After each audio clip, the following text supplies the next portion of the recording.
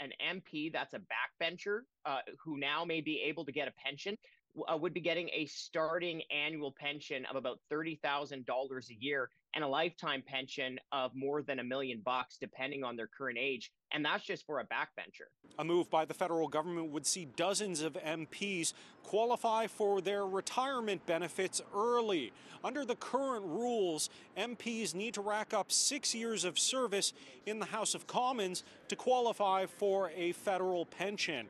But Bill C-65 would push the next federal election back 1 week, enough for around 80 MPs to qualify. The Canadian Taxpayers Federation says it's high time we took a closer look at MP perks and pay. They also get severances if they're not getting the pension. They also get a transition allowance. And happy April Fool's Day, taxpayers, because they're also getting a pay raise in about a week here. The minimum pension for an MP who does no extra duties is 18% of their $194,000 salary, or about $35,000 a year, starting at age 65. That amount goes up for more years in the House, while ministers, party leaders, and committee chairs get more in salary and higher pensions. 32 Conservatives, 22 Liberals, 6 NDPers, and 20 Bloc MPs would qualify if the election is moved back 1 week.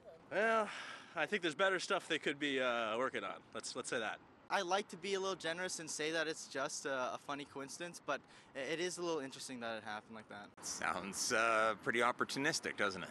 We're fixed election dates. You can't push the election back. That's just not right. Well, they say it's because it's Diwali. So they can get their week.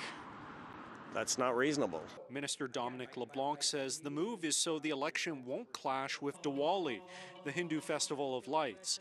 The Canadian Taxpayers Federation says this argument is unconvincing. I think if you asked like any Canadian walking around on the street, a Canadian would just say, if you're going to change the election date, why don't you just make it a couple days or a week earlier rather than a week later, so like 80 additional MPs would be eligible for their pension.